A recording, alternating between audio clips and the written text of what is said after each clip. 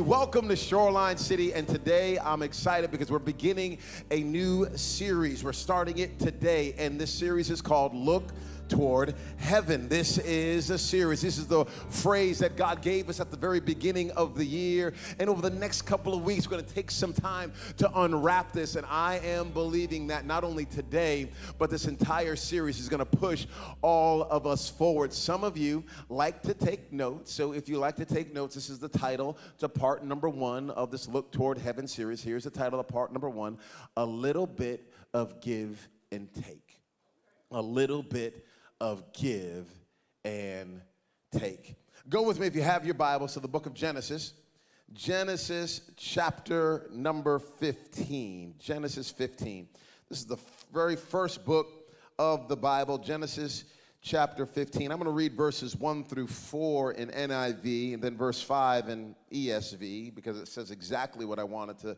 It says it how I think I want it to be said. And then the next verses I'll read in NIV. It says, after this, the word of the Lord came to Abram in a vision. Do not be afraid, Abram. I am your shield, your very great reward. But Abram said, Sovereign Lord, what can you give me since I remain childless, and the one who will inherit my estate is Eliezer of Damascus? And Abram said, you have given me no children, so a servant in my household will be my heir. Then the word of the Lord came to him, this man will not be your heir, but a son who is your own flesh and blood will be your heir. Verse number 5, and he brought him outside and said, look toward heaven and number the stars, if you are able to number them. Then he said to him, so shall your offspring be. Verse number 6, Abram believed the Lord, and he credited to him as righteousness. He also said to him, I am the Lord who brought you out of Ur of the Chaldeans to give you this land to take possession of it. But Abram said, Sovereign Lord, how can I know that I will gain possession of it? So the Lord said to him, bring me a heifer. This is what some of y'all call people you don't like, you little heifer. Bring me a heifer. That's not how God is saying it here. He's not saying heifer. He's saying heifer.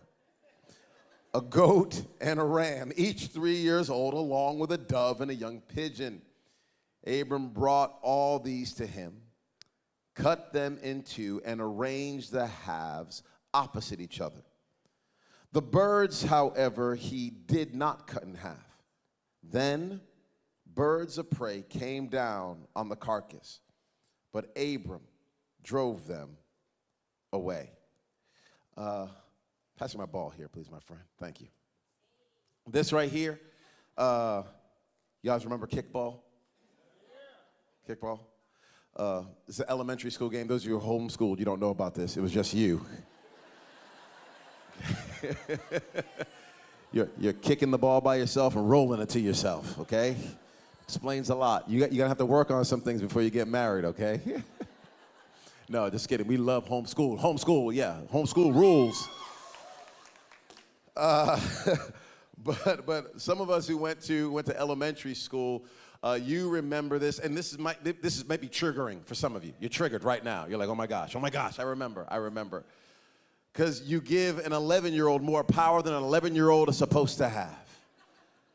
Two captains are picked, and they're put up front as judge and jury over all the other kids.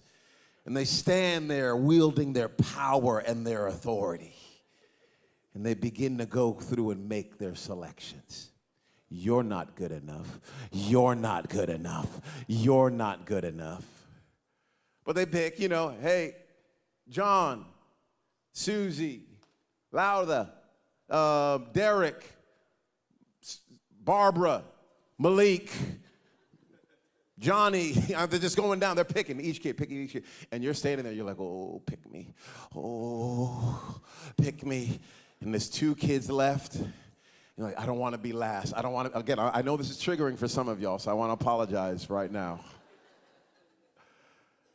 And there's two kids left, and The other one is picked and you're not picked. And I mean, this is terrible. And again, shoot, middle school is terrible for all of us. There's none of us that probably liked middle school unless you were perfect in middle school, but none of us are. I mean, my feet, I wore a size 10 when I was 10 years old. I wore an 11 when I was 11 years old. I was walking around like a clown my whole time. I'm like, I don't know what to do. I got these long arms. My life, it was awkward. All of us were awkward during that time. And then you throw on top of it 11-year-olds, and it's not even based on skill, right? Some of y'all are like, it's not even based on skill, because if it was based on skill, because I got a wicked right arm. It wasn't based on skill. It was based on who you knew and relationships. So people are being selected because like, oh, that's my best friend. It's like, they're slow. I'm faster than them. But this happened to so many of us growing up, the selection process. Here, we're brought in on the life of a man named Abram who's selected. He's picked. He's chosen. God is looking throughout the earth and he says, I'm selecting this guy. Now, again, we select people because of their strength or because of some connection they have, and we send them a LinkedIn, a little, let's connect on LinkedIn because we know that they know someone that we want to know. But that's not how God does his selections. He needs no hookups. He needs no relational equity. He does not need any of our social currency in order to validate himself. What God does is he's looking over here throughout the earth and he says, I'm picking Abram. Some people, theologians, they won't put it quite like this, but they'll not say Abram was picked because he was the best. Some people are like, hey, he was the most ghetto people, but I'm grabbing them anyway. I'm saying, hey, everybody else might not choose you, but I choose you. Everybody else might not pick you, but I pick you. I am selecting you to be the father of many nations. I'm going to save the world through your line. I know you. I fashioned you. I formed you. I'm picking you because I want to. And I want you to know that God did not just do this with Abram. He did it with you. He picked you. He chose you. How do I know? You're breathing. Because whenever God makes a person, whenever God calls someone to come in to the earth, he always makes people for purpose, on a purpose. God does not do things just because he wants to do them. God does things with a vision in mind, and you are the answer to a problem. You are his handiwork, his masterpiece, and God picked you. And maybe everybody else in your life has been walking past you because you were too short, or you were too slow, or you're too skinny, or you're too chubby, or you're too bald, or you're too this. And I want you to know God's like, hey, I made you exactly how you are. Work those thighs, I gave them to you. Work your height, I gave it to you. Work your hair, I gave that to you too. I know everybody else says you're from the wrong side of the tracks, but I want you to know that I put you right where I wanted you to be, called you for such a time as this. I put my favor, my blessing, my validation on you. I chose you before you chose me. And if everybody else in the world says you're nothing, I say you're something because I made you. That's the God that we serve. A God that says, I put my hand on your life. I gave you a thumbprint. I gave you DNA that nobody else has. Because that's what I do, because I'm God. And I love you, and I choose you. So maybe some of us have imposed the standards of this world on our life. And because no one likes us in this world, or the right people in our brains don't like us in this world, or we don't look a certain way, whatever that may be, you think that God is waiting for you to change in order for him to pick you. You didn't understand, he already picked you because he made you. That's what we believe about God. So now jump in with me to this text. Jump in with me and let's see if we can't learn some things from God's interaction with this man named Abram. Verse number 1, after this, the word of the Lord came to Abram in a vision. Do not be afraid, Abram. I am your shield, your very great reward. He says, God says, I'm your shield. I have your back. Then he says, I'm your reward. Like, you don't have to wait for something else to be your reward, because I am your reward. Charles Spurgeon, who they call the Prince of Preachers, one of the best theologians and preachers ever. He's somebody that I admire and read his works all the time. And he was talking about the beauty of this, and he's crying out, oh, that the followers of Jesus would understand that God is our reward. Like, we're not waiting for something else in order for our hearts to be full, because God himself is our reward. And I know in this life, everybody is telling us that you're not enough yet. Like, if your kids don't behave, that you're not enough yet. If your kid's not sleeping through the night yet, you're not enough yet. If your kid's not rolling over, you're not enough yet. If you haven't graduated from school, you're not enough yet. If you don't have multiple degrees, you're not enough yet. If you don't own your home, you're not enough yet. What you need is another promotion. Once you get that promotion, then you'll be enough. And you and I have this proverbial carrot in front of us that we are chasing after and hunting after, and we think, if I just take one more step, then I'll get it. And I take one more step, then I'll get it. And God's like, hey, get the carrot off of your neck. Get that thing out from in front of you. I need you to know that I am your reward. Everything you need is found in me, Jesus says. God says every bit of fulfillment, every bit of completion, every bit of hope, every bit of validation, every bit of security that you need is not found in a ring. It is found in me. I am your reward. I am. If your spouse doesn't like you,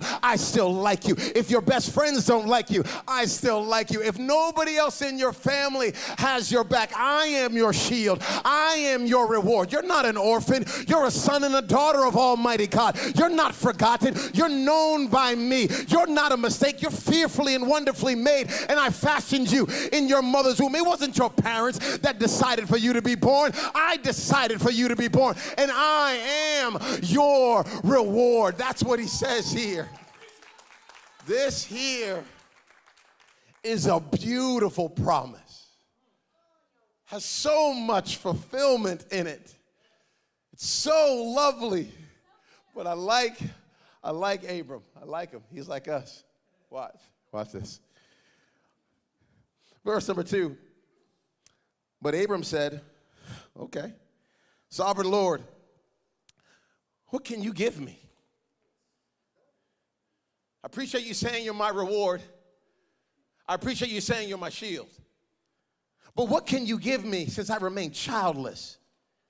And the one who will inherit my estate is Eliezer of Damascus. And Abram said, you have given me no children, so a servant in my household will be my heir. You said one thing in verse 1, God, but I'm living a different reality. You said you're my reward and my shield, but I don't have what I need to fulfill what you've called me to do. You're saying you're my reward. I appreciate you're my reward, but I want a son. I want a child.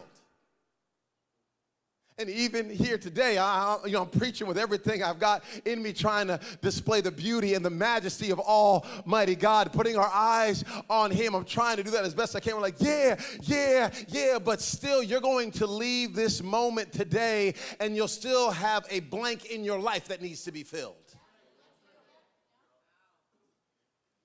You'll have something in your life that you're like, dang, if this thing does not get right, I can't get happy.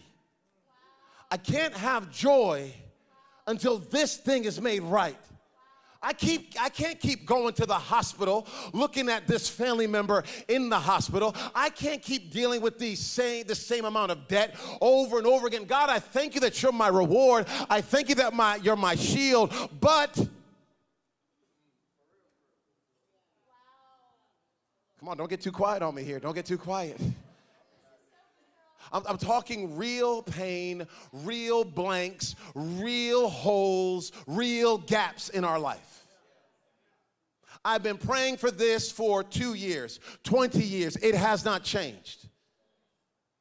I feel like my walk with you is getting stale, God. I feel like my relationship with you is almost getting boring. I feel like my prayers are hitting the ceiling. I'm feeling a little bit dead on the inside. I'm in a marriage right now that I don't like. You're telling me you're my shield. You're telling me you're my reward. But God, let me tell you what's really going on with me. And Abram lets God know. I like that Abram does this because you got to go back to chapter 12 earlier, and God is the one that picks Abram in the first place, okay? Abram then say, hey, pick me. God picked Abram and said, you're going to be the father of many nations. So God has given Abram a promise, and now Abram has a desire that it seems God has not yet fulfilled. Not only does it seem God has not fulfilled it, God actually has not fulfilled it. But God is saying, I gave you the desire that you have, but I also need you to understand that I am the fulfillment of all of your desires, and your desires are actually ultimately fulfilled and completed in me. So before you get the desire, I don't want you worshiping the desire. I need you worshiping the designer. I am the one that put it all together in the first place. So I have to help you understand that I'm your reward. I'm your shield, because I'm going to give you what I said I'm going to give you, but I can't let that thing become something that you worship. That's why later Abram has to go sacrifice the son that God gives him.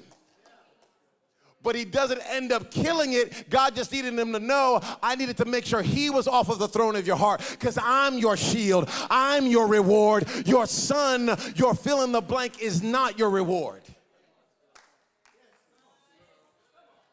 We had so many people with the NFL, just had the NFL draft that happened, and there's all these young men, and they're going to be getting millions and millions of dollars, and their dreams are coming true, and it's beautiful to see, and I'm so happy for all of these young men, because they are young men. I mean, these are 18, no, maybe not 18, but 19, 20, 21, 22-year-olds, 23-year-olds that are stepping into a whole new life, and they might think their life is completed there, and I'm saying, no, your life is not completed because you're on a field, because you can get injured in a moment. Your life is completed in Jesus Christ, and he's given you these skills and abilities. Use them for his glory. I don't know who that was for. Maybe I don't know. Somebody's watching. God, you're telling me you're my shield. You're telling me you're my reward, but I don't have a son, and you promised me one. I don't have a ring, and you promised me one. I don't have a team, and you promised me one. I don't have a family, and you promised me one. So what does God do? What's he say? Good question, good question. Verse number 4, then the word of the Lord came to him. This man will not be your heir, but a son who is your own flesh and blood will be your heir. Go with me to verse number 5. And he brought him outside and said, look toward heaven. Look up at the sky and number the stars, if you are able to number them. Then he said to him, so shall your offspring be. The thing you think is a problem will not always be a problem, Abram. You're talking to me about not having a son. And I just need you to know that your eyes are focused on what you don't have, but I actually see beyond what you don't have. So God gives him a promise in verse number 1. And then Abram gives his rebuttal, like, hey, I appreciate you're my reward, I appreciate you're my shield, but I got a gap here. And God says, hey, what you see in front of you is not all there is. There's actually something beyond that. Okay, let me help us understand this. Anybody got a niece or a nephew? Any nieces, aunts and uncles? I'm not an aunt and uncle yet. My siblings haven't had any kids yet. Let's go, Simone. Solomon, let's go, okay?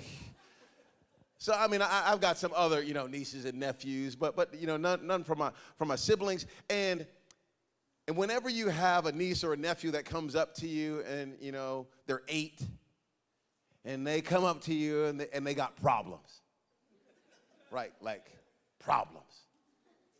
And they come up to you with their lisp and their boogers. that crusty stuff all underneath the nose and everything. You're like, man, you're dirty. I love you, you're dirty though.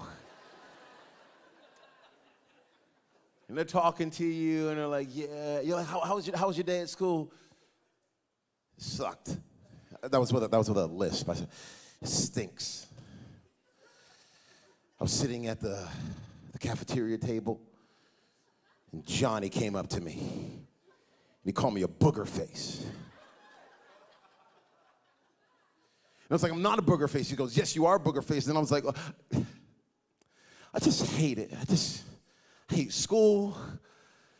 I hate life. It's terrible. And they're sharing it with you, and it's like the biggest problem in the whole world. And you know you have real bills. Come on, you got real bills. You know you try to change your name 7 times and Sally Mae still found you. You got real bills.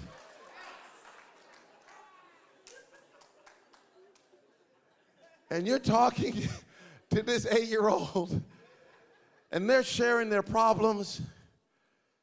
And what they need, what an 8-year-old needs, is like an 18-year-old in their life. To go, I know you think that's like a big problem, and it is a big problem to you, but you're gonna get past it. But when you're 18, let me tell you the problems you have as an 18-year-old. Oh, man, let me tell you. College, oh, man, SATs, oh, ACT, oh, my God. The teachers and the pressure and the parents and the... Then you need a 28-year-old to go. Oh, you think those are problems? Wait till you have to pay everything and you can't call mom or dad or anyone to come and help you. Wait till that happens. I got problems. Let me tell you, I got problems. Hinge and Tinder and Bumble. I've been on Black People Meet, White People Meet, Asian People Meet. I've been on Farmers Only. I can't farm. I've been on Farmers Only. I did my profile picture in overalls just to try to trick some. I put on a straw hat. I'm 28 and still single. Who can say no to this in overalls?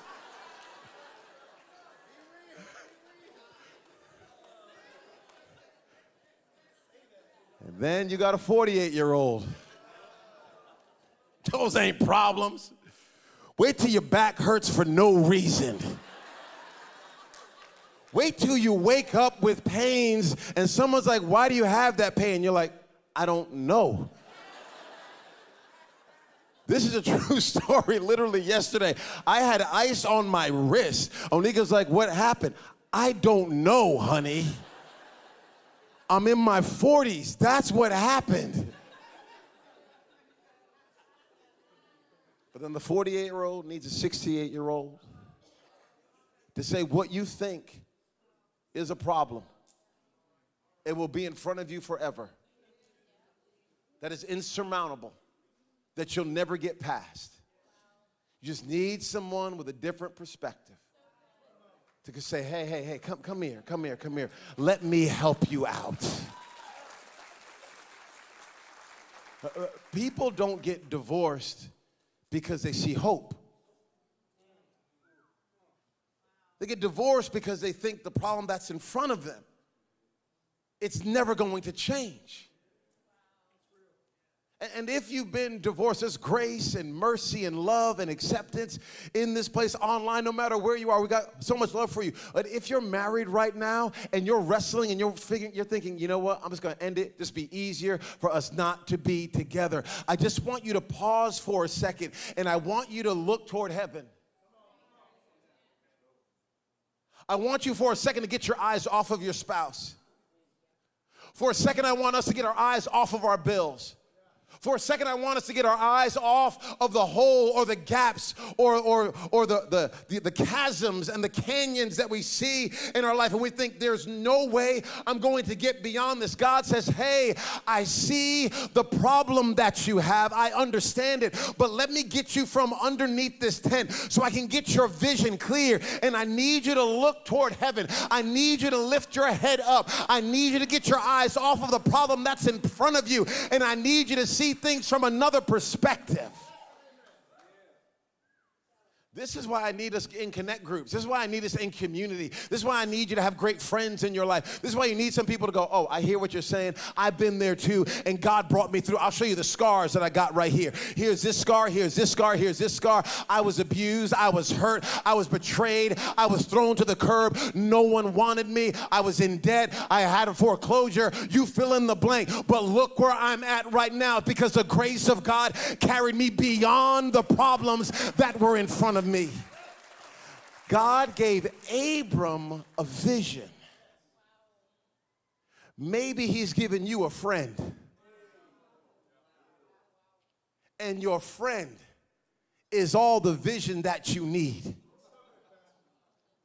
to know, oh, yeah, I can get past this cancer. I can get past this. It feels like I can't. I can get past it. I can get past 7 surgeries. I can get past this. I can get past taking these pills. I can get past this. I can get past this abuse. It doesn't feel like it. You just need somebody else who's on the other side of the mountain. Shouting, keep on coming. Don't stop. I was there too. The grace of God carried me. Okay, let's keep on going here. Let's keep on going. That's... We're at verse number 5, right? Okay, go with me to verse number 6.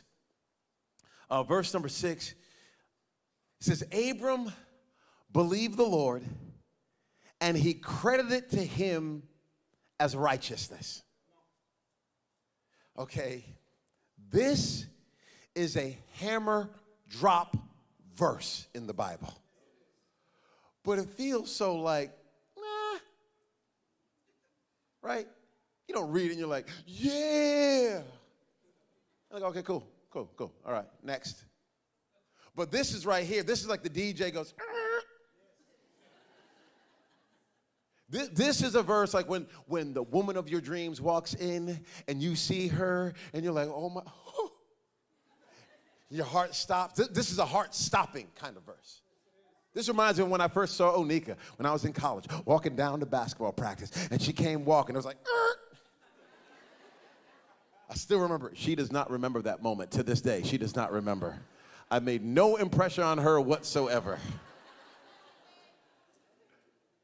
But I have now. No, just kidding. That's too far, Earl. That's too much. I didn't get a lot of sleep last night, y'all, okay? I remember just that moment. This verse is one of those moments. Abram believed God. And God said, I'm taking your belief and I'm crediting it to you as righteousness. This lays the foundation to let all of us know you don't get made right with God because of your good works. Your behavior is not what makes you right with God. You get made right with God. I know some of y'all are like, this can't be true. This can't be true. And I'm just telling you, it's true. Because some of y'all, you're 8s, and you work, or you're 3s, or you're 1s, or whatever you are on the Enneagram. You're like, no, I got to work. I got to earn it. And I'm telling you that Jesus already earned it for you. You cannot do enough to work your way to God. You cannot help enough little old ladies across the street. You can't give enough money. You can't serve enough. You can't even be kind enough. None of that makes you right with God. You and I are made right with God because Jesus got on an old rugged cross and took all of the sin and the shame of all of humanity. I'm talking to all of us here. I'm talking to teenagers. I'm talking to people in the balcony, on the floor, people all around the world. I'm talking to people in Colorado, California, Georgia, Kenya, wherever you may be. I'm letting you know that that you and I cannot do enough to be made right with God. Jesus Christ had to say, I'm coming to you. All the religions of the world are telling you how to get to God, but Christianity is God saying, I'm coming to you. I'm coming to you with skin on. I'm coming to you because I love you. I'm coming to you because I'm for you. I'm coming to you because I made you. And I'm going to take your sin and your shame before you even ask for forgiveness. I'm going to give you forgiveness, and I will be on this cross, shed my blood, come back from the grave so that you can believe in me and be made right with God. And there's not a thing you can do to add to that. All the works you and I do now are because of his work that he did first. Abram believed God, and it was credited to him as righteousness. He was made, God said, you're right with me because you believe me. Now that means if you've yet to believe in God, you're not yet made right with him. It's not just you're loved, but you're made right when we put our faith in the finished work of Jesus Christ. And that's available to all of us. Okay, go with me to verse number 7. Go with me to verse number 7. Okay, so he believed God. He said to him, I am the Lord who brought you out of Ur of the Chaldeans to give you this land to take possession of it. I brought you out to give you this land to take possession of it. I brought you out to give you this land to take possession of it, because it's possible for God to give it to you and you not to take it and possess it. It's possible for someone to write you a check. Anybody know what checks are still? Okay, teenagers, when you get your first job, it's probably, unless it's under the table, you're going to get a job and you're going to get direct deposit, okay? Direct deposit. You're going to have a bank account, okay? Get your own bank account. Don't give it to your parents, okay? They might try to take too much off the top. So you want to you're going to get a bank account, and what they're going to do is after you work, they're going to deposit it right into your account. Boom. You work, boom, it shows up there. You ever have $38.47 in your account and you're waiting for that to hit? Ooh, Lord. I hope the check comes in before the bill comes in. That direct deposit comes in. Now, there was a day, some of us are old enough to remember this, where they gave you a check. You worked all week. They're like, here you go. They gave it to you. You took it, but it's not possessed yet. It's not possessed till you take it to the bank and you deposit that thing, and you see that money go up in your account. Now, direct deposit, it's just, you don't have to do anything. But there are some miracles that God says, I took you out of where you were, and I'm giving you something. What I need you to do now, son or daughter, is I need you to believe and to take it and then to possess it. If you do not take it and possess it, if you do not take that check and go to the bank, if you don't take the prescription little piece of paper and go to the pharmacy to get it fulfilled, the piece of paper is good, but what you really need are the pills. I'm taking it, now I want to possess it. And God here is asking all of us, I have given you so many promises. Have you taken them and have you possessed them? You ask yourself that question. How much forgiveness does God have available for you that you've yet to take and possess? How much hope does God have for you that you've yet to take and possess? How much purpose and vision does God have for you that you've yet to take and possess? Go with me to verse number 8. Lord, how will I know? Abram says, that I will gain possession of it. Like, how do I know? This is a fair question from a human perspective. Verse number 9, so the Lord said to him, well, I'll make it clear to you. Bring me a heifer, a goat, and a ram. Go ahead and bring out my heifer, my goat, and my ram. Just kidding, I don't have one. Each 3 years old, along with a dove and a young pigeon. God says, bring me all these things. And then verse number 10, Abram brought all these things to him, cut them in two, and arranged the halves opposite each other. Wait, what is going on here? This is a blood covenant, okay? Now, in our day and age, we're like, this is a weird. But if you're in grade school, you do a pinky promise. If you're a little bit older, maybe you do a handshake. In our day and age, we definitely do contracts. You're going to sell your home or buy your home. There's a contract. But in Abram's day, there was this blood covenant. What would happen is they would take these animals, cut them in half. There's blood everywhere. And the two parties would walk through the middle of the halves. What they were saying is, if I break this covenant, may what happened to these animals happen to me. It was a bond. So Abram cuts these animals. There's blood everywhere. Look, I didn't finish reading verse number 10. Verse number 10. The birds, however, he did not cut in half. Verse number 11, I mean. Then birds of prey came down on the carcasses, but Abram drove them away. I want you to see this. I want you to see that as God is clarifying his covenant, in comes a bunch of chaos and confusion. Whenever God is clarifying or establishing his selection, there is usually a distraction that comes in. Abram here is cutting.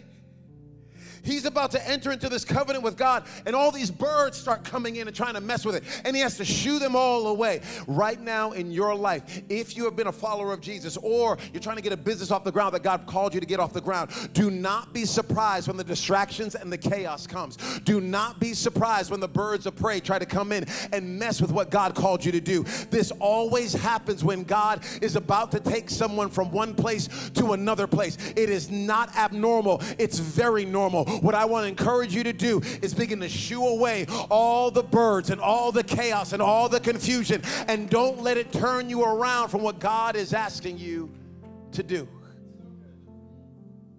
He pushes it all away. Then in verse 12, the Bible says he falls into a deep sleep. And verse 17 tells us that God walks through the center of these animals. Well, Earl, I thought you said two people.